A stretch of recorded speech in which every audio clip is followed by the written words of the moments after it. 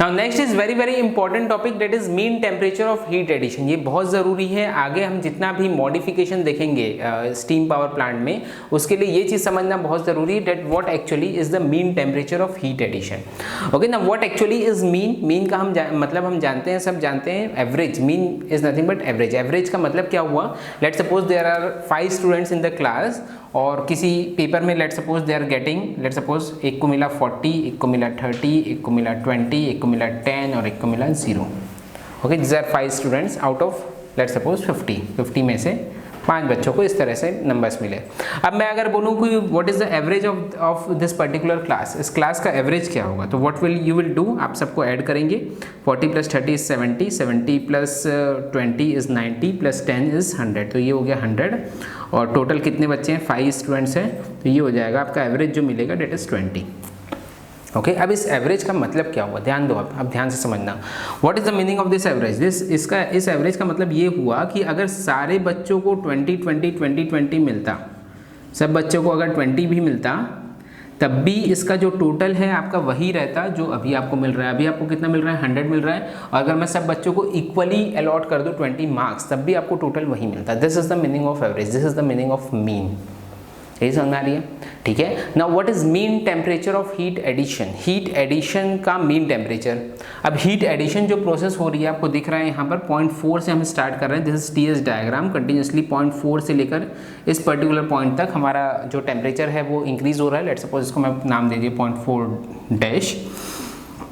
Getting this. उसके बाद हमारी जो लिक्विड है वो सैचुरेट हो गया है। अब उसमें फेस चेंज हो रहा है, फेस चेंज के टाइम टेम्परेचर चेंज नहीं होता है, तो 4' से लेकर 1' तक कोई टेम्परेचर चेंज नहीं हुआ है। देन 1' में सैचुरेटेड वेपर बन गया है, देन 1' से लेकर 1 तक सुपर हीटेड वेपर है, तो अल्टीमेटली उसका टेम्परेचर और इंक्रीज हो रहा है। मतलब अल्टीमेटली हर एक पॉइंट पे इसका टेम्परेचर जो है वो चेंज हो रहा है। Getting this. Now if I assume कोई एक ऐसा टेम्परेचर अगर मैं एज्यूम करूं सच दैट कि पूरी हीट उस टेम्परेचर में भी अगर मैं ट्रांसफर कर रहा हूं, सच दैट कि heat transfer will be same, मतलब इस प्रोसेस में हीट ट्रांसफर, और जो मैं कांस्टेंट टेम्परेचर लेके जो हीट ट्रांसफर कर रहा हूं उस प्रोसेस में heat transfer, that heat transfer is same, तब वो टेम्परेचर कितना होगा, that particular temperature is mean temperature of heat addition. Okay, एक बार मैं फिर से समझाता हूँ। लेट सपोज कोई एक टेम्परेचर मैं एज्यूम कर रहा हूँ, ध्यान दो इधर, ये एक टेम्परेचर मैंने एज्यूम किया, ये टेम्परेचर इस तरह से है सच दैट कि ये वाली प्रोसेस में इसको मैंने नाम दे दिया 5, इसको मैंने नाम दे दिया 6, सच दैट कि इस 5-6 प्रोसेस में जितनी हीट ट्रांसफर हो रही है ना, ये 5-6 प्रोसेस में जितनी हीट ट्रांसफर हो रही है, सेम हीट आपकी 4-1 प्रोसेस में हो रही है, तभी तो इसको मीन बोलेंगे ना। मीन हमने कब बोला था, यहाँ सबको अलग अलग मार्क्स मिल रहे थे, हमने सबको इक्वल मार्क्स अलॉट कर दिए, वो मीन कहलाया। ठीक है, सेम चीज़ यहाँ 5-6 में जितनी हीट ट्रांसफर हो रही है, वी आर एज्यूमिंग कि जितनी 5-6 में हीट ट्रांसफर हो रही है उतनी ही हीट आपकी 4-1 में ट्रांसफर हो रही है। ओके, और इसको दूसरी लैंग्वेज में अगर मैं बोलूँ तो 5-6 के नीचे जितना हमको एरिया मिल रहा है, same is the area under this 4-1, because area under TS diagram gives heat transfer. तो 5-6 के नीचे का जितना एरिया होगा वही सेम एरिया हमारा 4-1 के नीचे का होगा। Getting this. तब ये टेम्परेचर कितना है, तब ये वाला टेम्परेचर हमारा कितना होगा, लेट सपोज मैं TM1 दे रहा हूँ, तो this particular temperature is nothing but mean temperature of heat addition. Okay, mean temperature of heat addition वो टेम्परेचर है अगर मैं पूरी हीट को एक कांस्टेंट टेम्परेचर में ट्रांसफर करूं, जितनी हीट मैं अभी ट्रांसफर कर रहा हूं 4 से लेकर 1 तक मैं जो हीट ट्रांसफर कर रहा हूं, सेम हीट को ही अगर मैं कोई एक कांस्टेंट टेम्परेचर में ट्रांसफर करूं, तब वो टेम्परेचर कितना होगा, that particular temperature is nothing but mean temperature of heat addition. Okay, I think this is clear, mean temperature of heat addition. Okay, तो अब इस mean temperature of heat addition के मायने क्या है, ये चीज़ अभी आपको बहुत जल्दी समझ में आ जाएगी कि क्यों हम इसमें इतना ज़्यादा पीछे पड़ रहे हैं mean temperature of heat addition को निकालने के लिए, क्यों हमको आखिर इस चीज़ की ज़रूरत है, एवरेज मार्क्स को या एवरेज निकालने की हमको क्यों ज़रूरत पड़ती है। अच्छा, एफिशिएंसी अगर मैं देखूँ, what will be efficiency of this particular turbine, efficiency is equal to 1 - Q2/Q1। Okay, efficiency क्या होती है, W net Q1 और W turbine - W pump by Q1, and what is this W turbine - W pump, Q1 - Q2/Q1, और you can say efficiency is equal to 1 - Q2/Q1, yes or no? Okay, now what is this Q2 here, Q2 क्या है इस particular process में, Q2 क्या है, Q2 is nothing but यहाँ का temperature, let suppose हमने ले लिया T2। ओके, तो Q2 क्या है, Q2 is nothing but area under this 2-3। Getting this? तो एरिया अंडर 2,3 कितना है? This is nothing but T2 into S2 minus S3, S2 minus S3, this is nothing but Q2। Clear नहीं है? Similarly Q1 कितना होगा? हाँ, Q1 is what? Area under 5,6, area under 4,1 को ही हमने एरिया अंडर 5,6 कहा, तो या तो आप 4,1 के नीचे का निकाल लीजिए या 5,6 के नीचे का निकाल लीजिए। 5,6 के नीचे का निकालना बहुत इजी है क्योंकि एक स्ट्रेट लाइन है, तो एरिया अंडर 5,6 कितना हो जाएगा? This is nothing but TM1, okay, this into this, तो ये कितना है? This is TM1 into S6 minus SY, S6 minus SY, या फिर इसको आप लिख सकते हैं TM1, S6 को क्या लिख सकते हैं? S6 is nothing but S2 minus S5 को लिख सकते हैं आप S3, तो S2 minus S3, this is nothing but Q1। ये चीज समझ में आएगी नहीं? ठीक है, तो यहाँ से हमको एफिशिएंसी मिल जाएगी कितनी? 1 minus Q2 is what? T2 into S2 minus S3, Q1 is what? TM1 into S2 minus S3. So this S2 minus S3 will be cancelled out and you will get efficiency as 1 minus T2 by TM1. Very very important conclusion. Efficiency is 1 minus T2 by TM1. Where TM1 is what? Mean temperature of heat addition. अब ये क्यों इतना important है? अब यहाँ से समझ में आएगा आपको क्यों हम इतना पीछे पड़े mean temperature of heat addition के। अब अगर मुझे efficiency को increase करना है तो एफिशिएंसी को इंक्रीज करने के लिए क्या तरीका है? अब मैं अगर mean temperature of heat addition जितना ज़्यादा बढ़ाता हूँ, if I am increasing this mean temperature of heat addition, TM1 की वैल्यू जितनी बढ़ेगी, T2 बाई TM1 की वैल्यू उतनी ही कम होगी, 1 माइनस T2 बाई TM1 की वैल्यू उतनी ही बढ़ेगी और एफिशिएंसी की वैल्यू उतनी ही ज़्यादा बढ़ेगी। ये समझ आ रही है? ऑन द कॉन्ट्रेरी, अगर mean temperature of heat addition decrease होता है, T2 बाई TM1 हमारा डिक्रीज होगा, 1 माइनस T2 बाई TM1 हमारा इंक्रीज हो, सॉरी T2 बाई TM1 हमारा इंक्रीज होगा, 1 माइनस T2 बाई TM1 हमारा डिक्रीज होगा और एफिशिएंसी हमारी डिक्रीज हो जाएगी। नाउ यू विल से कि सर T2 का क्या होगा? T2 को भी तो हम चेंज कर सकते हैं। T2 जो है this is the lowest temperature, इसको बहुत ज़्यादा चेंज करना हमारे हाथ में नहीं है। ओके, एटमॉस्फेयर से थोड़ा सा और नीचे आप ले जा सकते हैं, अदरवाइज आपको उसमें फिर रेफ्रिजरेशन सिस्टम लगाने पड़ेंगे जो कि वर्थ नहीं रहता ऑब्वियसली। ओके, तो इसलिए ये T2 को चेंज करना वर्थ नहीं रहता है, T2 को बहुत ज़्यादा चेंज करना हमारे हाथ में नहीं है। हम क्या कर सकते हैं? इस TM1 को चेंज कर सकते हैं, एफिशिएंसी हमको इंक्रीज करना है तो। ओके, तो अब हमारा पूरा फोकस क्या होना चाहिए इस TM1 को इंक्रीज करने के लिए? अगर हमको एफिशिएंसी बढ़ानी है तो ऑब्वियसली अब हमको किस पे फोकस करना पड़ेगा? अभी पूरी साइकिल पे फोकस करने की जरूरत नहीं है। हमको एक चीज़ समझ में आ गया कि अगर मैं mean temperature of heat addition बढ़ा देता हूँ तो मेरी एफिशिएंसी बढ़ जाएगी, और अगर किसी कारण से mean temperature of heat addition ही अगर कम हो रहा है तो मेरी एफिशिएंसी कम हो जाएगी। तो अब मेरा पूरा जो फोकस है वो होना चाहिए इस mean temperature of heat addition को बढ़ाने में। क्लास का जो पूरा फोकस है वो होना चाहिए इस एवरेज मार्क्स को, जो भी आपका एवरेज मार्क्स मिल रहा है, जो 20 मिल रहा है अभी, उसको हम इंक्रीज हम कैसे कर सकते हैं, ये हमारा इसमें फोकस रहना चाहिए। यानी बहुत इजी तरीके से मैं आपको समझाऊंगा कि किस किस तरीके से, कौन कौन से तरीके से आप इस मीन टेम्परेचर को या फिर मीन मार्क्स को, एवरेज मार्क्स को आप इंक्रीज कर सकते हैं। ओके, तो कॉमन सेंस की चीज़ें हैं, कोई बहुत बड़ी चीज़ें नहीं है, कॉमन सेंस की चीज़ें हैं। अगर मीन मार्क्स को, एवरेज मार्क्स को, किसी क्लास के एवरेज को बढ़ाना है ना, तो अब क्या क्या तरीका हो सकता है? ठीक है, एक चीज़ हमको समझ में आ गई कि लोएस्ट टेम्परेचर को हम बहुत ज़्यादा छेड़ नहीं सकते, है ना। एक चीज़ हमको समझ में आ गई कि जो कम मार्क्स वाले हैं वो लोग तो ऐसे ही बहुत ढीठ होते हैं, है ना, उनको आप बहुत ज़्यादा, मतलब बैल गधे के आगे, सॉरी भैंस के आगे बीन बजाए समान रहता है वो, तो इनको हम बहुत ज़्यादा छेड़ नहीं सकते। तो एक तरीका ये हो सकता है कि जो ज़्यादा मार्क्स वाले हैं इनको आप मोटिवेट करें, जितने ज़्यादा मार्क्स वाले हैं उनको आप मोटिवेट करें, उनको आप और अच्छे मार्क्स लाने के लिए मोटिवेट करें, उनको प्रिपेयर करें कि और अच्छे मार्क्स लेके आएँ। क्योंकि अगर ज़्यादा मार्क्स वाले भी अगर अच्छे मार्क्स ले आते हैं, ये अगर 40 का 50 चले जाता है, ये अगर 30 का 40 चले जाता है, देन ऑब्वियसली हमारा जो मीन है वो बढ़ जाएगा। तो सबसे पहला तरीका यही है कि जो ज़्यादा मार्क्स लेके आ रहा है उसको और ज़्यादा मार्क्स लाने के लिए मोटिवेट करो। ठीक है, तो अब हम क्या करेंगे? अब हम यहाँ से देखो कंसेप्ट आता है सुपर हीटिंग का, है ना। सुपर हीटिंग आखिर क्यों ज़रूरी है? ओके, तो सुपर हीटिंग में क्या कर रहे हैं हम बेसिकली, जो अब इसमें क्या हो रहा है कि कुछ हीट लो टेम्परेचर में ट्रांसफ़र हो रही है, कुछ हीट हमारी हाई टेम्परेचर में ट्रांसफ़र हो रही है। ठीक है, तो सुपर हीटिंग का बेसिकली फंडा क्या है? सुपर हीटिंग का फंडा यही है कि जो हाई मार्क्स ला रहा है उसको और हाई कर दो, तो हमारे पास जो हाई टेम्परेचर में जो कम हीट ट्रांसफ़र हो रही थी उसको मैं जितना ज़्यादा बढ़ाऊंगा सुपर हीटिंग में, जितना ज़्यादा बढ़ाऊंगा उतनी ही ज़्यादा मेरी एफिशिएंसी जो है वो इंक्रीज़ होती जाएगी। Mean temperature of heat addition increase होगा एंड करस्पॉन्डिंगली एफिशिएंसी मेरी इंक्रीज होगी। तो पहला तरीका तो ये हो गया that you have to super heat.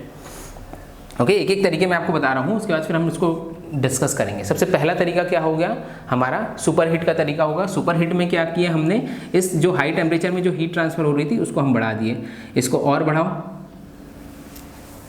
और एफिशिएंसी बढ़ेगी, और बढ़ाओ और एफिशिएंसी बढ़ेगी। लेकिन कब तक बढ़ाओगे, इनकी भी तो लिमिट है, इनकी भी तो लिमिट है, ये भी तो इंसान है ना। ऐसा तो नहीं कि सबको आप 50 तक पहुंचा दोगे, गेटिंग दिस नॉट। तो उसकी एक अपनी लिमिट है।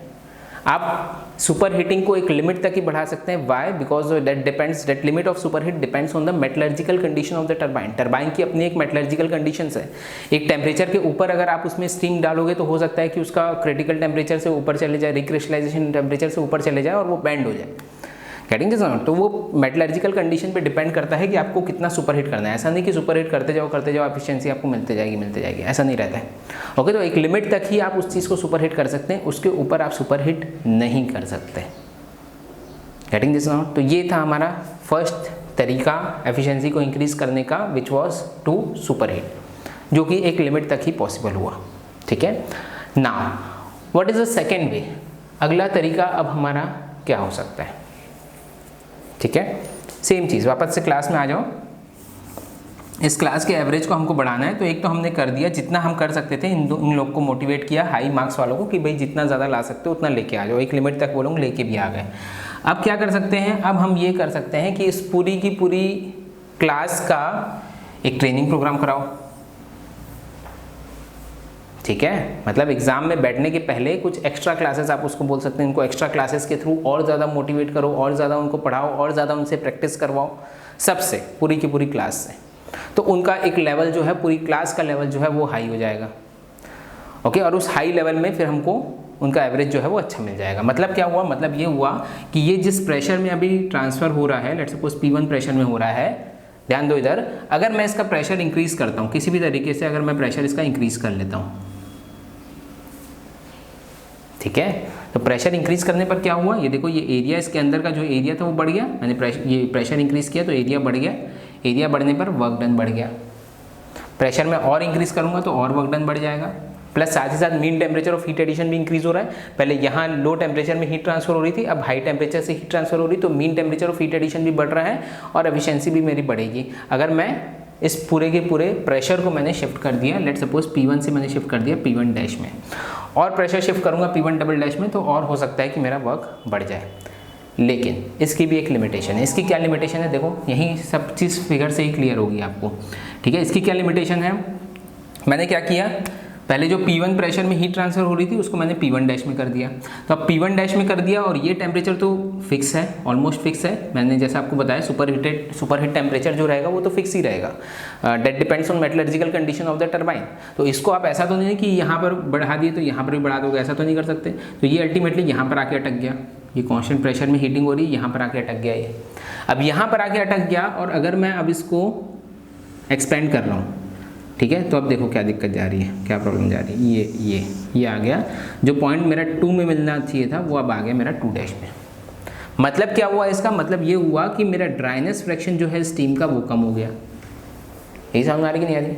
और ड्राइनेस फ्रैक्शन कम होने का मतलब आप समझ रहे हैं, ड्राइनेस फ्रैक्शन कम हो रहा है मतलब उसमें वेट पार्टिकल्स ज़्यादा आ रहे हैं, और वेट पार्टिकल्स किसी टरबाइन में ज़्यादा आएंगे तो वो उस टरबाइन को उतना ही ज़्यादा कोरोड करेंगे, पहली चीज़। और दूसरा ऑब्वियसली वर्क डन तो इफेक्ट होगा ही, वर्क डन इफेक्ट होगा, साथ ही साथ उतना ही ज़्यादा उसको कोरोड करेंगे।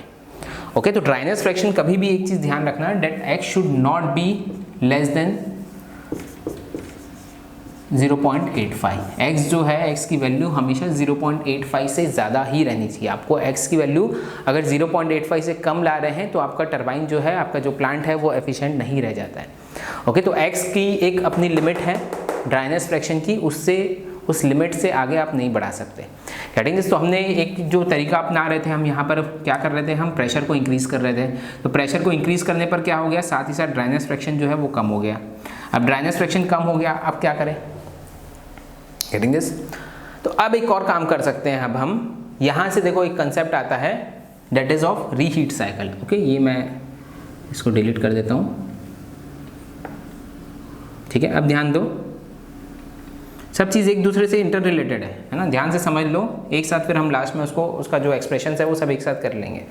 ओके तो अब रीहीट साइकिल में क्या करेंगे, रीहीट साइकिल की जरूरत क्यों पड़ी आपको समझ में आया, क्यों जरूरत पड़ी, हमने क्या किया, प्रेशर इंक्रीज किया, प्रेशर इंक्रीज करने पर ड्राइनेस फ्रैक्शन जो है वो डिक्रीज हो गया। तो ड्राइनेस फ्रैक्शन को मेंटेन करने के लिए क्या करना पड़ेगा, अब हमको क्या करना पड़ेगा, यहाँ पर रीहीट करना पड़ेगा। अब रीहीट कैसे कर सकते हैं, क्या किया हमने, यहाँ से इसको यहाँ तक एक्सपेंड किया, पहले ध्यान दो इधर, ये हायर प्रेशर में मैंने यहाँ तक इसको एक्सपेंड किया ऑलमोस्ट इस पॉइंट तक, सैचुरेशन पॉइंट तक, और फिर उसके बाद मैंने उसको बॉयलर में भेज दिया और बॉयलर में भेज के मैंने फिर से उसको एक्सपेंड किया। हमारी प्रॉब्लम क्या थी, हमारी प्रॉब्लम थी कि ड्राइनेस फ्रैक्शन कम नहीं होना चाहिए, ठीक है। रीहीट में प्रेशर बढ़ाने पर ड्राइनेस फ्रैक्शन जो है वो कम हो रहा था। तो हमने क्या किया, पहले इसको एक टरबाइन में, हाई प्रेशर टरबाइन में यहाँ से यहाँ तक उसको एक्सपेंड किया, लेट सपोज 0.1 से 0.2 तक उसको एक्सपेंड किया, देन 2 से लेकर 3 तक फिर से उसको बॉयलर में भेज दिए। कैसे भेजे, क्या भेजे, वो सारी चीज़ें हम डिस्कस करेंगे। अभी बस कंसेप्ट समझ लो कि क्या क्या कर सकते हैं हम एफिशिएंसी को इंक्रीज करने के लिए, ठीक है। 1 से 2 में हमने एक हाई प्रेशर टरबाइन में भेजा, फिर 2 से 3 में हमने क्या किया, फिर से उसको रीहीट कर दिया, उसको बॉयलर में भेज दिए, फिर बॉयलर से वापस उसको लेके आ गए एक दूसरे टरबाइन में which is called as low pressure turbine. ये तो हाई प्रेशर में काम कर रहा था टरबाइन, दूसरा जो टरबाइन रहेगा वो स्पेसिफिकली लो प्रेशर के लिए बना है, लो प्रेशर टरबाइन है। तो यहाँ पर हमारा जो प्रेशर रहेगा डेट विल बी P2, यहाँ पर हमारा जो प्रेशर था डेट वॉज P1, यहाँ का जो प्रेशर हो जाएगा डेट विल बी P2। तो ये लो प्रेशर में फिर हमारा फिर एक्सपेंड हो गया यहाँ तक, ओके। तो ये जो हमारी प्रॉब्लम थी ड्राइनेस फ्रैक्शन की वो रिजॉल्व हो गई, ओके। तो ये इसको मैं फिर से आपको बना के दिखा देता हूँ।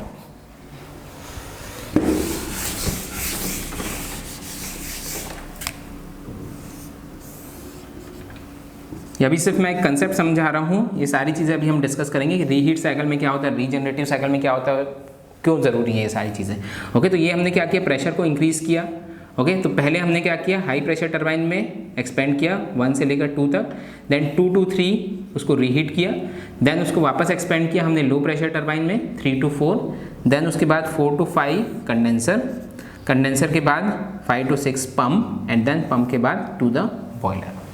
तो ये हमारी हो गई क्या, रीहीट साइकिल। रीहीट साइकिल क्यों ज़रूरी थी, मैंने बताया कि if you are increasing the pressure, अगर आप प्रेशर को इंक्रीज कर रहे हैं, ओके, तो क्या होगा, आपका ड्राइनेस फ्रैक्शन कम हो रहा है, तो ड्राइनेस फ्रैक्शन को मेंटेन करने के लिए हमने उसको रीहीट कर दिया। This particular cycle is nothing but the reheat cycle, okay. So next heading आप लिख सकते हैं रीहीट साइकिल।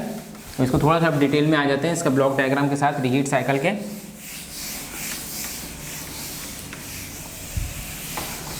सिग्निफिकेंस मैंने आपको बता दिया है,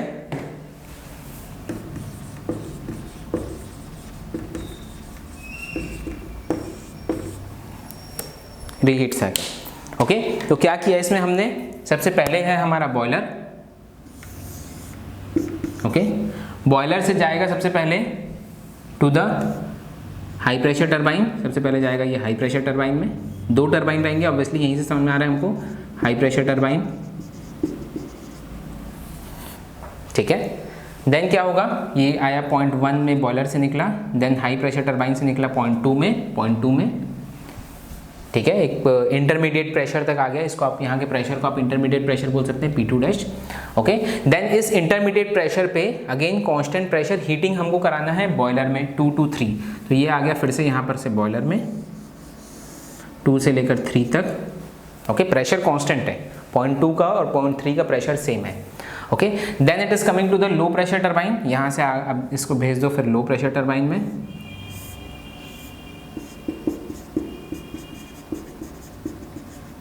गेटिंग दिस, ये लो प्रेशर टरबाइन में आ गया, ओके, फ्रॉम 3 to 4। देन 4 में आ गया कंडेंसर में, यहाँ एक कंडेंसर लगा दो, ओके। कंडेंसर से आ जाएगा 0.5 से बाहर निकलेगा और फिर आ जाएगा पंप में, ये 0.6 से बाहर निकला, and then to the boiler, that's it. Getting this out, क्या किया हमने, बॉयलर से निकला, बॉयलर में आया 0.6 में बॉयलर में आया, देन बॉयलर से निकला 0.1 में, ये 6 से लेकर 1 तक इसमें हीटिंग हुई है, getting this. Then 1 to 2 high pressure turbine, then फिर again to the boiler 2 to 3 boiler, then 3 to 4 low pressure turbine, then to the 4 to 5 is condenser से 5 to 6 is the pump, and then to the boiler, and the cycle continues. So this is nothing but the reheat cycle, यही हमारी reheat cycle है, okay अब जब ये चीज़ आपको समझ में आ गई तो मुझे नहीं लगता कि बहुत ज़्यादा अब आपको प्रॉब्लम जाएगी इसका टरबाइन वर्क पंप वर्क निकालने में। देखो बहुत सिंपल है, डब्ल्यू नेट तो हम जानते हैं which is what W turbine minus W pump. Now what is W turbine here, W turbine की वैल्यू कितनी है, डब्ल्यू टरबाइन कितना होगा यहाँ फिगर से ही देखते जाओ। डब्ल्यू टरबाइन एक तो ये हाई प्रेशर में हो रहा है H1 minus H2 okay, plus इसके अलावा लो प्रेशर टरबाइन में भी वर्क कुछ मिल रहा है हमको which is S3 minus H4, ये सब किलो जूल पर केजी में रहेगा, this is in kilojoule per KG W turbine, yes और no. Okay similarly W pump आपको मिल जाएगा okay which is how much H6 minus H5। अच्छा एक चीज़ ध्यान देंगे, डब्ल्यू पंप जनरली हम रैंकाइन साइकिल में निगलेक्ट कर देते हैं ओके। डब्ल्यू पंप की वैल्यू आप देखेंगे क्योंकि हमने V3 into change in pressure देखा था VDP ओके, तो V क्योंकि बहुत छोटा रहता है तो जनरली इसको निगलेक्ट किया जाता है, बट रीहीट साइकिल में जनरली निगलेक्ट नहीं करते हैं, क्यों, क्योंकि ये प्रेशर डिफरेंस बहुत ज़्यादा रहता है, 5 और 6 के बीच का प्रेशर डिफरेंस बहुत ज़्यादा रहता है, इसलिए दैट इज़ कंसिडरेबल अमाउंट, उसको आप निगलेक्ट नहीं कर सकते। अदरवाइज जनरली बहुत क्योंकि छोटा रहता है तो कई बार हम डब्ल्यू पंप को निगलेक्ट भी कर देते हैं, अगर आप कई क्वेश्चन में आप देखेंगे तो डब्ल्यू पंप को निगलेक्ट कर दिया जाता है, गेटिंग दिस नॉट ओके। और अगर आप ऑब्वियसली गेट में दे रहे हैं और आपको आंसर बहुत ज़्यादा क्लोज नहीं है, थोड़े दूर दूर है, तो आप डब्ल्यू पंप को निगलेक्ट भी कर सकते हैं, गेटिंग दिस ओके। तो ये मिल गया हमको डब्ल्यू पंप, डब्ल्यू टरबाइन मिल गया, डब्ल्यू पंप मिल गया। Now what is Q1, Q1 कितना होगा, देखो Q1 कितना होगा H1 माइनस H6, ये सब किलो जूल पर केजी में है। Q1 हो जाएगा हमारा H1 माइनस H6, एक तो बॉयलर में कहाँ से कहाँ तक हो रहा है, एक तो H1 से H6 तक हो रहा है, सॉरी 6 से 1 तक हो रहा है तो H1 माइनस H6 हो जाएगा। उसके अलावा ये 2 से लेकर 3 तक भी बॉयलर में हीट हो रहा है, 2 to 3 भी ये बॉयलर में हीट हो रहा है, तो ये भी हमारा इसमें कंसिडर होगा which is S3 minus S2 in kilojoule per KG, getting this not okay. This is Q1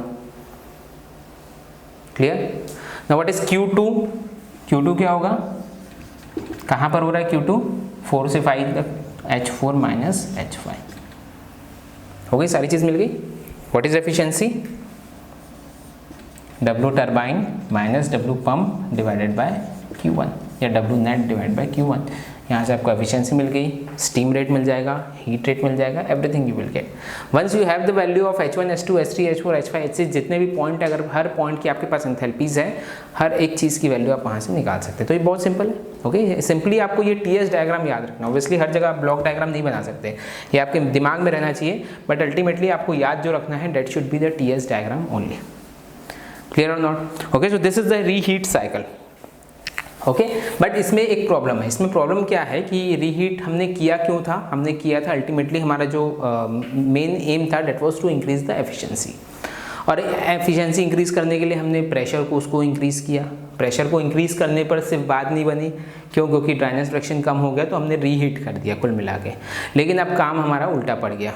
उल्टा तो नहीं पढ़ना चाहिए, उल्टा तो नहीं बोलना चाहिए, बट जितना हम चाह रहे थे उतनी वो चीज़ मिल नहीं पाई। द रीज़न बीइंग कि प्रेशर को कंपेंसेट करने के लिए हमने फिर से रीहीट कर दिया यहाँ पर। अब रीहीट किया तो क्या हो गया, यहाँ पर फिर से हमने हीट ऐड कर दी, Q1 की वैल्यू इंक्रीज हो गई, तो नो डाउट हमारे वर्क डन की वैल्यू तो इंक्रीज हो ही रही थी, डब्ल्यू नेट की वैल्यू तो इंक्रीज हुई, लेकिन साथ ही साथ Q1 की वैल्यू भी इंक्रीज हो गई, है ना। वर्क ज़्यादा मिलना, ज़्यादा कैसे मिला, 1 से 2, 3 से 4, डब्ल्यू टरबाइन ज़्यादा मिल गया ओके। तो वर्क तो ज़्यादा मिल ही गया, लेकिन साथ ही साथ Q1 भी इंक्रीज हो गया ओके। तो एफिशिएंसी जितनी इंक्रीज होनी चाहिए थी वो उतनी हमारी इंक्रीज नहीं होती है by using this reheat cycle. ये समझ में आ रही कि नहीं आ रही है, रीज़न समझ में आ रहा है। रीज़न ये है कि हमने जो कंपेंसेट करने के लिए जो एक जुगाड़ हम बोलते हैं इंडियन लैंग्वेज में, और वो जुगाड़ क्या किया हमने ये किया कि उसको वापस से बॉयलर से भेज दिया, उसको फिर से हमने रीहीट कर दिया, तो उससे क्या हुआ कि वर्क डन तो बढ़ गया बट साथ ही साथ हीट ट्रांसफ़र भी बढ़ गया, तो एफिशिएंसी में बहुत ज़्यादा डिफरेंस नहीं आया ओके। सो ये जो हमारी एफिशिएंसी को इम्प्रूव करने की प्रॉब्लम थी वो अभी भी यहाँ पर सॉल्व नहीं हुई है। Then what we can do, अब क्या तरीका हो सकता है, what we have to do is we have to increase the efficiency and for that we have to increase the mean temperature of heat addition। तो अब mean temperature of heat addition के लिए अब इंक्रीज करने के लिए अब क्या तरीका हो सकता है ओके। तो क्या क्या तरीके हमने देखा, एक क्विकली हम समराइज करते हैं और इसके बाद फिर नेक्स्ट तरीका जो है उसको देखते हैं। सबसे पहले हमने क्या किया इसमें, सबसे पहले हमने देखा कि सुपरहीट कर दो ओके। हमको एवरेज बढ़ाना था क्लास का, तो सबसे पहले हमने देखा कि जो अच्छे लोग हैं उनको और अच्छा और इम्प्रूव करो, उनको उन पे और ज़्यादा ध्यान दो ताकि उनके मार्क्स बढ़ेंगे और एवरेज मार्क्स हमारे पूरी क्लास के बढ़ जाएंगे। ओके, बट इसको हम एक लेवल तक ही कर पाए जैसे मैंने आपको बताया। सेकेंड हमने क्या किया, हमने प्रेशर इंक्रीज़ किया। ओके, पूरी की पूरी क्लास ही शिफ्ट कर दी, एक लेवल उनका बढ़ा दिया किसी भी तरीके के थ्रू। ओके, और इससे हमने देखा कि क्या हो रहा है, इससे ड्राइनेस फ्रैक्शन जो है वो कम हो रहा है, प्रेशर इंक्रीज करने से ड्राइनेस फ्रैक्शन कम हो रहा है, तो इसके लिए हमने रीहीट कर दिया। तो ये तरीका भी उतना काम नहीं आया, फिर हमने देखा क्योंकि हीट ट्रांसफर भी बढ़ रही है प्लस वर्क डन भी बढ़ रहा है। Okay, so now what we can do is, अब और क्या कर सकते हैं, अब हमको करना क्या है, एफिशिएंसी इंक्रीज करना है, mean temperature of heat addition increase करना है। तो अब हम क्या कर सकते हैं, एक और तरीका ये है, आप ध्यान दो इधर। एक और तरीका क्या हो सकता है कि ये जो लो टेम्परेचर वाली जो चीज़ें हैं, है ना, हमने क्या क्या क्या देखा उसमें, जो स्टूडेंट्स को नंबर मिल रहे थे डेट वाज 40, 30, 20, 10 और 0। ओके, इसका एवरेज हमको 20 मिल रहा था, इसको हमको इंक्रीज करना है। तो अब एक और तरीका क्या हो सकता है, एक और तरीका ये हो सकता है कि ये जो लो मार्क्स वाले लोग हैं, ठीक है, इनकी अलग से कोई एक एक्स्ट्रा क्लास अलग से लगाओ, मतलब इनको अपनी क्लास में आने के पहले ही इनको इतना ट्रेन कर दो कि वो उस लेवल तक पहुंच जाए, है ना। हमारी क्लास का हमको एवरेज इंक्रीज करना है, तो जो लो लेवल वाले लोग हैं उनको पहले से ट्रेन करके फिर हम अपनी क्लास में लाएं ताकि वो अच्छा रिजल्ट, अच्छा परफॉर्मेंस वहाँ दे सके। ओके, तो अब हम क्या करेंगे, अब यही वाला फंडा अब यहाँ पर अपनाएंगे। जो लो टेम्परेचर वाले लोग हैं, ओके ध्यान दो इधर, जो लो टेम्परेचर वाले लोग हैं उनको बॉयलर में जाने के पहले ही हीट कर दो। जो लो टेम्परेचर वाले जो अपने पास वाटर है, उस वाटर को बॉयलर में पहुंचने के पहले ही हीट कर दो। तो उससे होगा क्या, मान लो की बात, ये देखो इधर देखो, यहाँ पर हम कर रहे हैं this is 4, this is 1, 2 and 3। Okay, 4 से लेकर 1 तक हम इसको हीट कर रहे थे बॉयलर में, और mean temperature of heat addition कम किस कारण से हो रहा था, ये 4 से 4' के कारण ये कम हो रहा था। क्यों, क्योंकि ये लो टेम्परेचर में हीट ऐड हो रही है। Now if by any means, कोई भी तरीके से, जो भी तरीका हो XYZ वो हम डिस्कस करेंगे, इफ बाय एनी मीन्स मैं अगर ये चीज़ इतना बस कर सकूं कि 4 से लेकर 4' तक बॉयलर में जाने के पहले इसको हीट कर दूं, जो वाटर मेरे पास आ रहा है उसको 4 से 4' तक बॉयलर में जाने के पहले हीट कर दूं, तो अब क्या होगा, देखो अब देखो क्या होगा, अब देखो अब जितनी भी वाटर जो हीट हो रही है वो सब 4' से लेकर 1 तक में हीट हो रहा है। Getting this? तो एफिशिएंसी क्या हो जाएगी, इसका mean temperature of heat addition क्या हो गया, मैक्सिमम हो गया। जितना टेम्परेचर यहाँ पर है 4-1 प्रोसेस में है, वही सेम हमारा mean temperature of heat addition हो जाएगा। और अगर मान लो कि सुपर हीट होता है तो और इससे ऊपर भी हो जाएगा। ये समझ आ रही कि नहीं आ रही? तो कुल मिला के mean temperature of heat addition suddenly इसका बढ़ गया। Getting this not? ओके, तो mean temperature of heat addition बढ़ गया, मतलब ऑब्वियसली हमारी एफिशिएंसी जो बढ़ जाएगी। तो this process is known as regenerative cycle. ये साइकिल को ही हम रीजनरेटिव साइकिल बोलते हैं। रीजनरेटिव साइकिल में बेसिकली हम करते क्या है, we are heating the water before getting into the boiler. हम वाटर को हीट कर रहे हैं बॉयलर में जाने के पहले ही। ओके, तो इसका मैं एक आपको ये पहले आइडियल रीजनरेटिव साइकिल का मैं एक मॉडल बना के आपको बताता हूँ। आइडियल इसलिए बोलते हैं क्योंकि एक्चुअल में वो चीज़ पॉसिबल नहीं होती है, और उसमें क्या क्या चीज़ एक्चुअल में पॉसिबल नहीं होती है, और फिर हम एक्चुअल कैसे बनाएंगे वो भी वहाँ से समझ में आएगा। बट एटलीस्ट एक आइडियल एक मॉडल हमारे पास रेडी होना चाहिए कि आइडियली हम ये चीज़ चाहते हैं। Okay, so ideal regenerative cycle में हम क्या करेंगे, we are having a boiler, यहाँ हमारा बॉयलर है, then from boiler it will get into the turbine. Okay, ये हमारा टरबाइन हो गया, ठीक है। Then from turbine it will get to the condenser. Condenser के बाद जाएगा पंप में। ओके, हाँ अब ध्यान दो इधर, अब क्या होगा, अब पंप में बॉयलर में जाने के पहले हमको हीट करना है। ओके, तो आइडियली हम क्या करेंगे, हम एक टरबाइन में एक केसिंग लगाएंगे। केसिंग मतलब समझ रहे हैं, एक आउटर कवरिंग, और उस कवरिंग के थ्रू हम जो वाटर है हमारा उसको उस कवरिंग के थ्रू पास करेंगे, टरबाइन की केसिंग के कवरिंग के through. Getting this? So that कि उसका टेम्परेचर जो है यहाँ पर high temperature high pressure steam यहाँ पर आ रही है। हमने क्या किया, एक केसिंग लगाई, वो एक तरह से हीट एक्सचेंजर का काम करेगी। यहाँ से जो वाटर आ रहा है उस वाटर को हीट करेगी, एंड देन हीट करके फिर इसको वापस पंप के थ्रू भेज देगी कहाँ पर, बॉयलर में। Getting this not? Okay,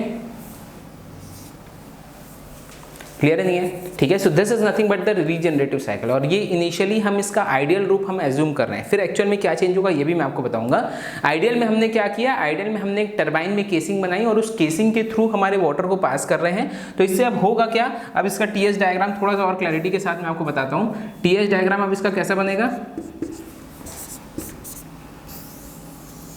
okay, ये 0.4 से लेकर 4' तक हमने क्या कर दिया, इसको हीट कर दिया, 0.4 to 4'। ओके, यहाँ पर आया हमारा पंप, अभी एक ही एज्यूम करो इसमें। ओके, इनिशियली ये आया हमारा 0.1 में, then 2, this is 3 and this is 4 and this is 5। ठीक है, तो क्या कर रहे हैं हम यहाँ पर, फ्रॉम 4 एंड देन 4' नॉट 5, ये 4' हमारा 4 से लेकर 4' में टरबाइन में हीट हुआ, देन 4' में आ गया ये बॉयलर में, बॉयलर में अब हीट होगा अप टू 0.1 सैचुरेटेड वेपर के फॉर्म में, अप टू 0.1, देन 1 से लेकर 2 तक टरबाइन में एक्सपेंशन होगा। Getting this? Okay, now from 2 to 3 condense होगा like this.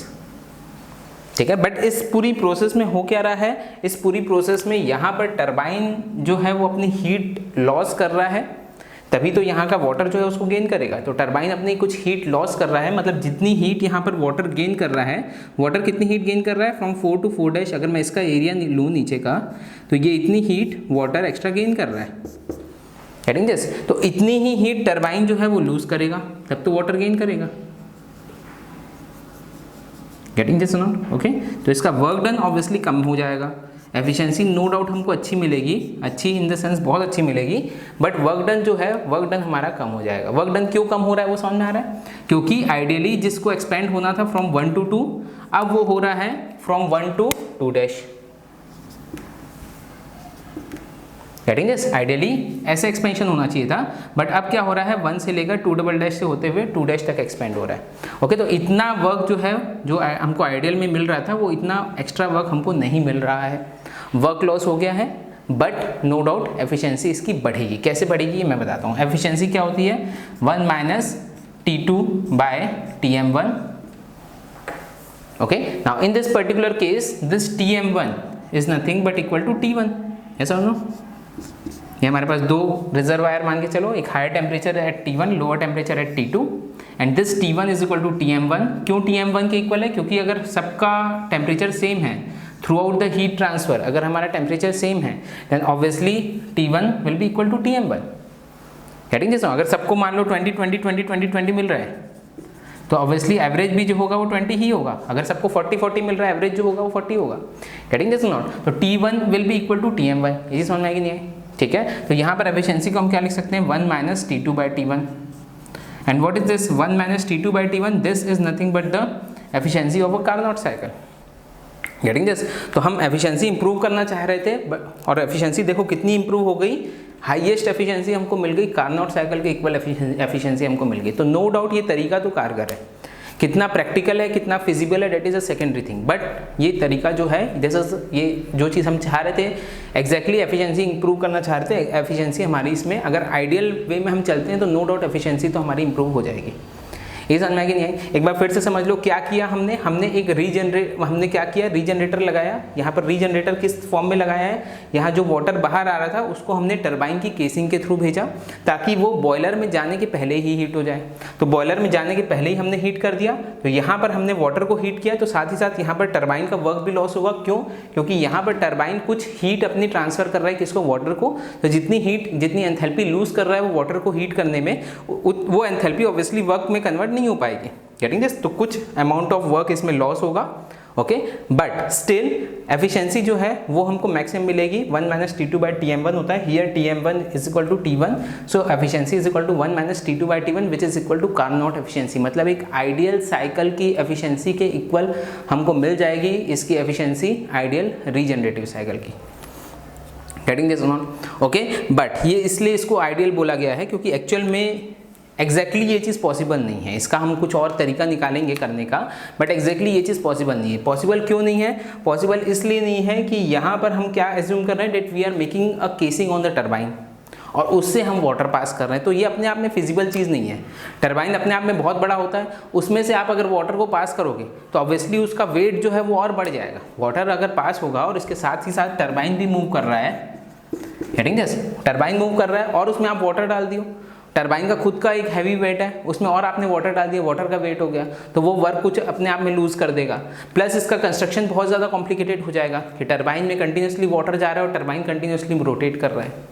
Getting this not? तो एक्चुअल में ये चीज़ पॉसिबल नहीं है, लेकिन एक आइडिया हमको मिल गई। आइडियल का मतलब यही होता है कि एक आइडिया हमको उसमें से मिल जाती है कि हमको क्या करने पर एफिशिएंसी जो है वो मैक्सिमम मिलेगी, तो उसका हम तरीका निकालेंगे।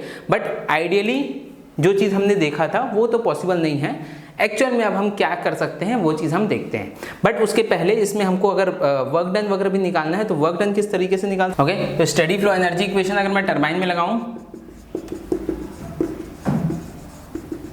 क्या मिलेगा? देखो, टोटल इनपुट किस किस फॉर्म में हो रहा है? H1 अंदर जा रहा है यहाँ पर, ओके, प्लस H4 एंथैल्पी का भी अंदर जा रहा है, इज इक्वल टू आउटपुट कहाँ हो रहा है? H2 प्लस H4 डैश, एक यहाँ आउटपुट हो रहा है H4 डैश में, और इसके अलावा वर्क प्रोड्यूस कर रहा है ये W turbine.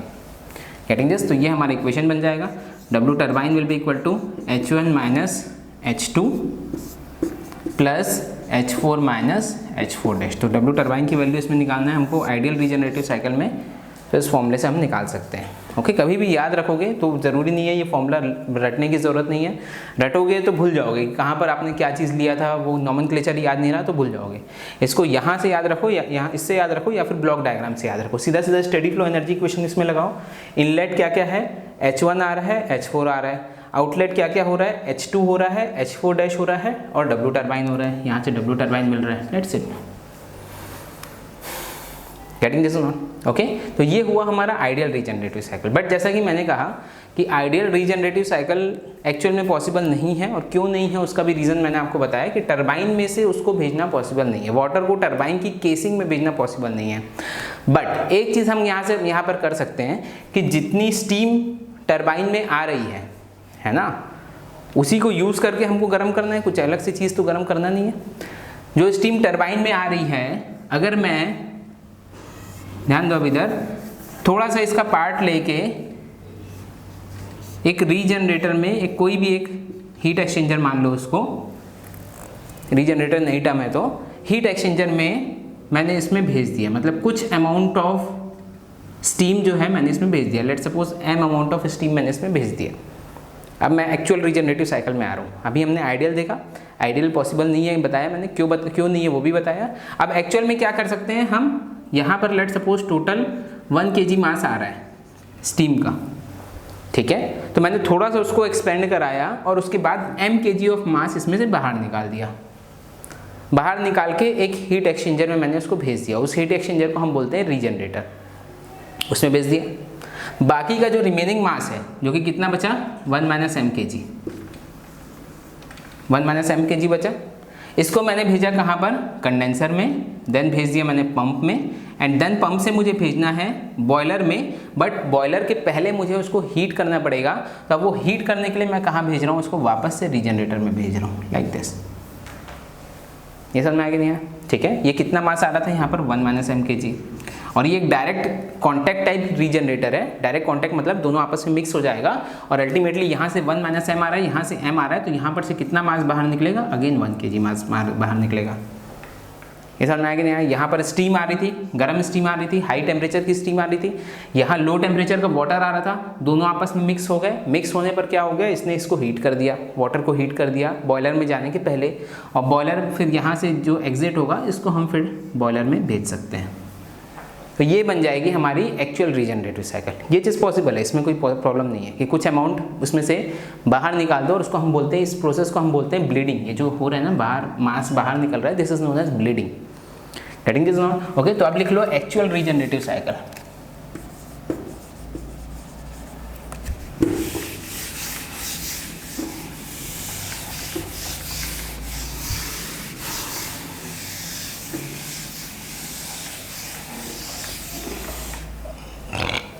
Okay, getting this?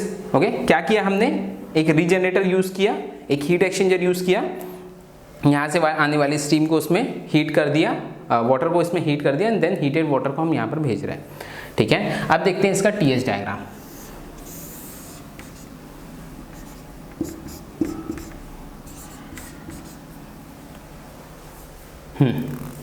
ठीक है, एक पंप यहाँ पर भी लगेगा एक्चुअल साइकिल में, एक पंप यहाँ भी लगेगा। ठीक है, नंबरिंग हम देखते हैं उसके हिसाब से कर देंगे, अभी नंबरिंग हटा दो। ठीक है, सबसे पहली चीज़, सबसे पहले कहाँ पर आएगा ये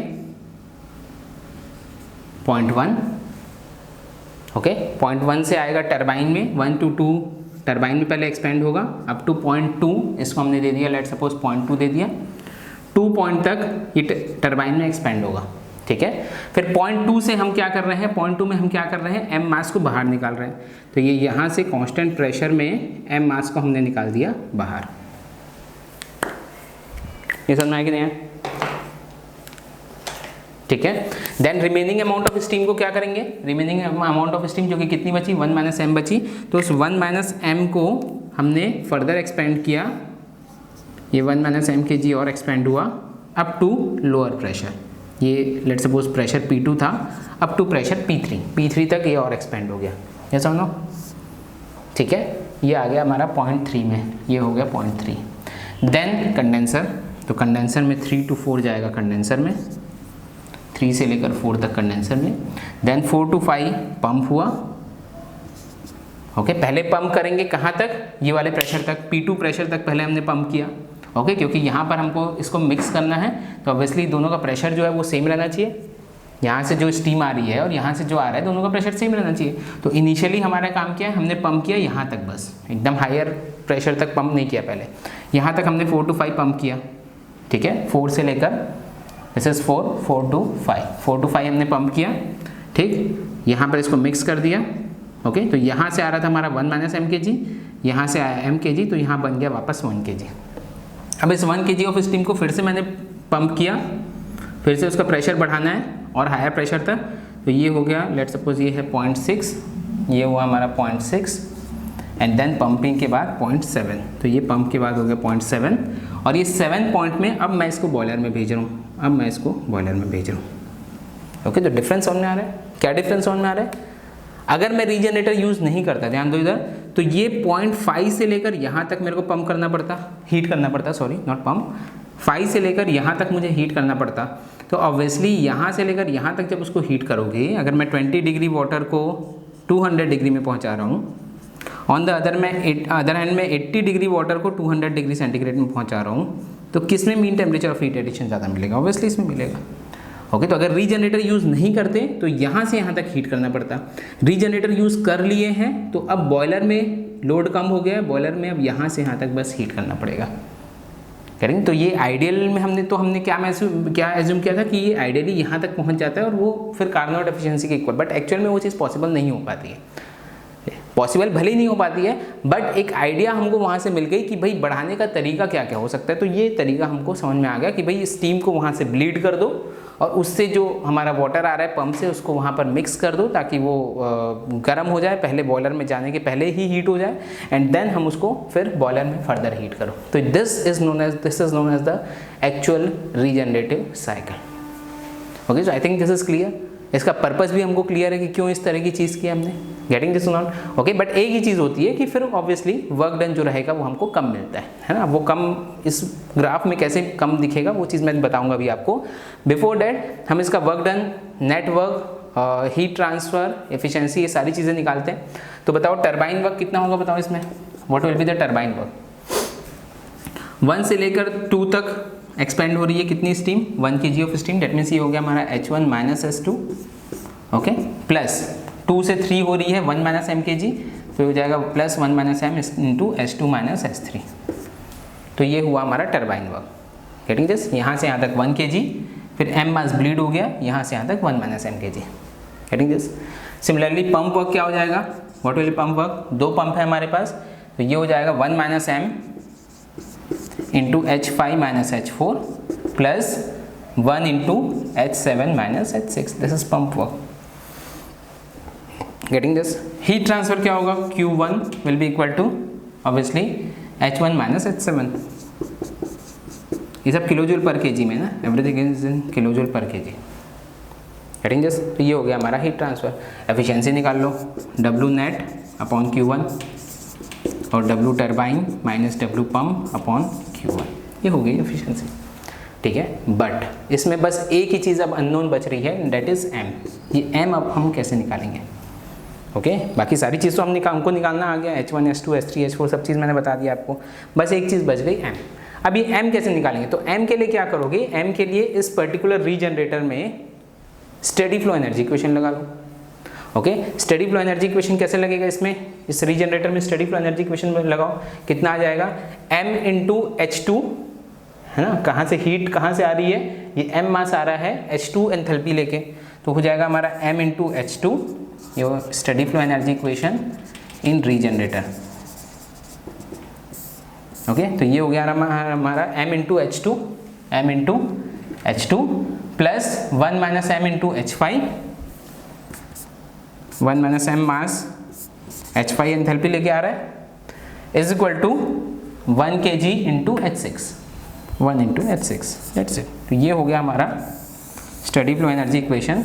अब यहाँ पर हमारे पास H2 है, H5 है, H6 है, सिर्फ एक ही अननोन है m की वैल्यू हम निकाल सकते हैं। समझ में आ रहा है कि नहीं आ रहा है? ठीक है, बहुत सिंपल है। ओके, और इसको हो सकता है कि ब्लॉक डायग्राम हर बार आपको नहीं बनाना पड़े, ऑब्वियसली क्वेश्चन में तो नहीं देता है और ज़रूरत भी नहीं है हर बार बनाने की, लेकिन टीएस डायग्राम तो आपको हर बार बनाना ही है। ओके, तो कोई भी चीज़ आप प्रैक्टिस के टाइम जब भी करोगे तो टीएस डायग्राम के थ्रू करना, ब्लॉक डायग्राम के थ्रू मत करना, अदरवाइज फिर टाइम पे अपने को बहुत टाइम लगेगा ब्लॉक डायग्राम बनाने में। तो यहीं से इसको समझ लेते हैं कि क्या हो रहा है। यहाँ पर ये हमारा पॉइंट है, इस पॉइंट पे हमको स्टेडी फ्लो एनर्जी इक्वेशन लगाना है। तो यहाँ क्या क्या चीज़ आ रही है, m इंटू H2, पॉइंट 2 से m मास आ रहा है, m इंटू H2 हो गया, m इंटू H2, 1 यहाँ से 1 माइनस m आ रहा है, 1 minus m into H5, 1 minus m into H5, और ये दोनों मिलके यहाँ पर आके बन गया H6, दैट्स इट। तो इसको यहाँ से याद रखना, ना कि वहाँ से समझ लेना बस, बाकी याद कभी भी रखोगे तो यहाँ से रखना, रटने की तो ज़रूरत है ही नहीं, किसी भी चीज़ को आपको रटने की ज़रूरत नहीं है, ये डायग्राम आपको बनाना ही है, इस डायग्राम से ही आपको वो चीज़ याद रखनी है। Getting this? Okay, so this is how the regenerative cycle works. But अब इसमें आ जाते हैं हम एक और चीज़ पे, मैं आपको बोल रहा था कि वर्क डन जो है ऑब्वियसली इसमें कम मिलेगा, है ना, क्यों, क्योंकि यहाँ तक हमारा 1 kg एक्सपेंड हुआ है। ओके, अगर मान लो कि बात ये रीजनरेटिव साइकिल नहीं होती, मान लो कि बात ये m मास यहाँ से नहीं जाता, तब इसका टोटल टर्बाइन वर्क कितना होता, ये होता है H1 minus H3। Okay, agree करते हैं इस बात से, यहाँ से यहाँ तक, क्योंकि पूरा का पूरा 1 kg मास एक्सपेंड होता है, H1 माइनस H3 होता। बट हमने क्या कर दिया, बीच में यहाँ से m मास बाहर निकाल दिया। अब जब m मास यहाँ से बाहर निकाल दिया तो ऑब्वियसली वो चीज़ वर्क में हमारे अफेक्ट की, यहाँ पर 1 माइनस m आ गया, जो 1 kg एक्सपेंड होना था, है ना, वो अब 1 माइनस m kg एक्सपेंड हो रहा है, तो ऑब्वियसली ये टर्म जो है, इस टर्म ने इसके वर्क को कम कर दिया है। Getting this not? ओके, अब उस डिक्रीज्ड वर्क को अगर हमको इसमें इस पर्टिकुलर साइकिल में शो करना है ना, बिकॉज हम बोलते हैं area under TS diagram gives work transfer और हीट ट्रांसफर, साइक्लिक प्रोसेस पूरी अगर ले तो heat transfer is equal to work transfer. तो अगर एरिया अंडर टीएस डायग्राम में देख रहा हूँ तो ये मेरे को पूरा वर्क ट्रांसफर देना चाहिए। Getting this? पर क्या ये अभी दे रहा है, क्या नहीं दे रहा है? क्यों नहीं दे रहा है? क्योंकि यहाँ से यहाँ तक तो 1 माइनस m kg का है ना भाई, यहाँ से आप 1 kg का ले रहे हो, यहाँ से 1 माइनस m kg का ले रहे हो, तो एक ही एरिया में कैसे उसको शो कर दोगे? ओके, तो उसका तरीका क्या है कि जितना मास, जितना वर्क यहाँ पर लॉस हो रहा है, उसको हम यहाँ पर एक एक्स्ट्रा इससे शो करेंगे, मतलब ये एक एक्स्ट्रा एरिया हमारा कट गया। ओके, अब जो हमको मिलेगा, अब जो एरिया हमको मिल रहा है, ये जो व्हाइट में जो एरिया दिख रहा है, this is the actual work done. Getting this? क्या बोला मैं, समझ में आया? 1 माइनस m kg का जो वर्क है वो हमको माइनस करना है इसमें, तो हमने यहाँ पर से माइनस कर दिया। ओके, अगर ये सिंपली 1 kg ही पूरा एक्सपेंड होता तब तो ये पूरा वर्क हमको मिल जाता। ओके, बट वो एक्चुअल में 1 माइनस m kg एक्सपेंड हुआ है, तो 1 माइनस m kg हुआ है, मतलब कुछ वर्क तो उसमें लॉस हुआ है। गेटिंग दिस ना? कुछ वर्क लॉस हुआ है, कितना वर्क लॉस हुआ है, इतना वर्क लॉस हुआ है, तो इतने वर्क को हमने शेड कर दिया, ग्रे कर दिया, तो बचा क्या, बचा हुआ जो आपको व्हाइट स्पेस दिख रहा है, this is nothing but the work done. Okay, तो ये एक्चुअल साइकिल अगर आप देखेंगे तो ये इस तरह से हमको दिखेगी, रीजनरेटिव साइकिल, ये एक्चुअल है, बट मैंने समझाने के लिए आपको डायरेक्टली पहले उस चीज़ से समझाया, फिर उसके बाद यहाँ पर लेके आए। ये समझ में आ रहा है कि नहीं आ रहा है? ठीक है, अच्छा, इसका बताने का कारण है, अब देखो, आप ध्यान दो सर, मान लो कि बात मैं नंबर ऑफ रीजनरेटर्स बढ़ाते जा रहा हूँ। ओके, अब इसमें जैसे 2 रीजनरेटर में भी आप बना सकते हैं, 3 रीजनरेटर में भी बना सकते हैं, जितने चाहे आप रीजनरेटर बढ़ा सकते हैं इसमें। अगले जो अपन बनाएंगे रीहीट रीजनरेटिव, उसमें मैं 2-3 रीजनरेटर बता दूंगा आपको, 2 रीजनरेटर 2 रीहीट बता दूंगा, है ना। तो कितने भी रीजनरेटर लेके आप बना सकते हो और बहुत सिंपल रहेंगे कैलकुलेशन, उसमें कोई टेंशन नहीं है। ठीक है, मैं कुछ और बोल रहा था, मैं बोल रहा था कि इसको अगर अपन नंबर ऑफ रीजनरेटर्स अगर मैं इंक्रीज करते जाऊँ, ओके, तब ये कर्व कैसा होगा देखते हैं। नंबर ऑफ रीजनरेटर्स इंक्रीज कर रहा हूँ मैं,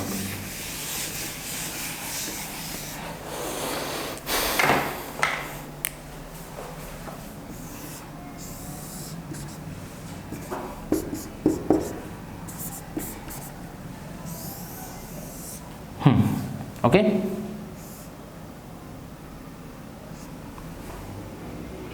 एक एक्सप्लेनेशन पॉइंट ऑफ व्यू से मैं अभी सैचुरेटेड स्टीम से ही बता रहा हूँ आपको।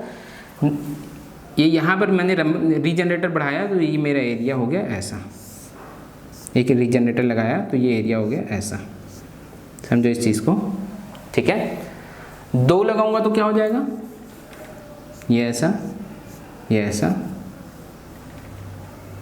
यहाँ 2 पंप आ जाएगा, ये समझो।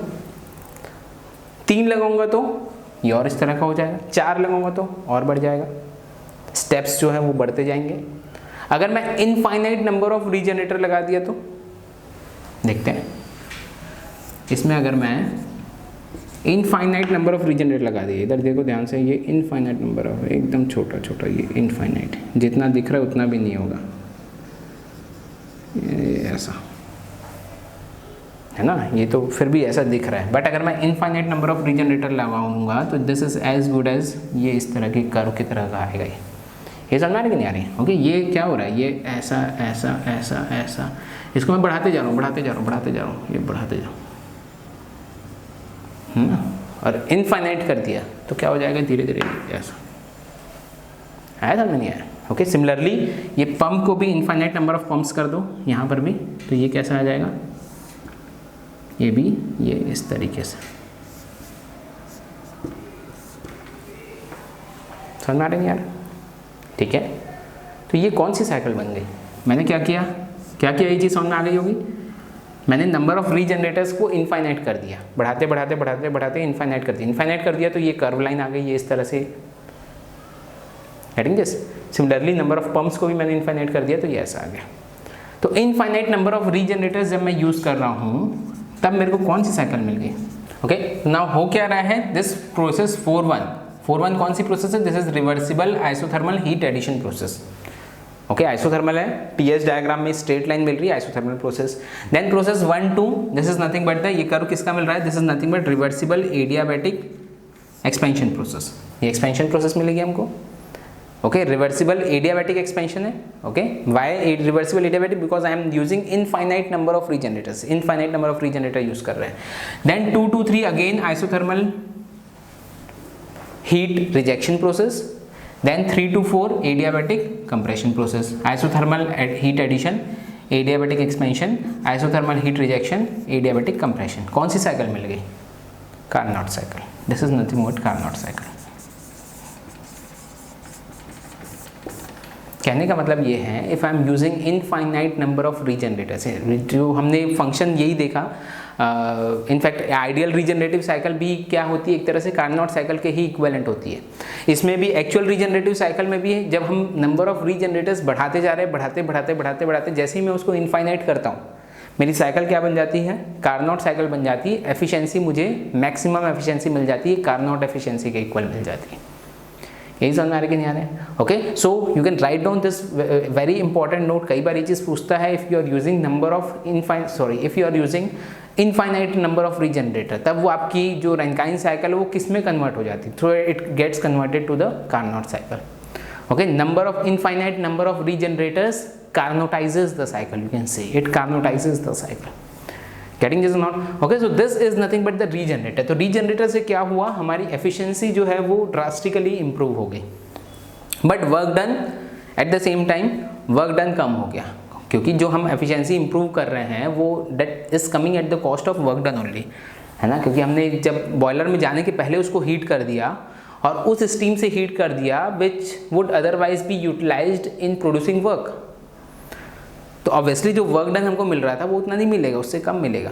ये समझ आ रही कि नहीं आ रही? ओके, तो इसलिए हम क्या किए, एफिशिएंसी नो डाउट बढ़ गई इससे, बट साथ ही साथ वर्क डन कम हो गया।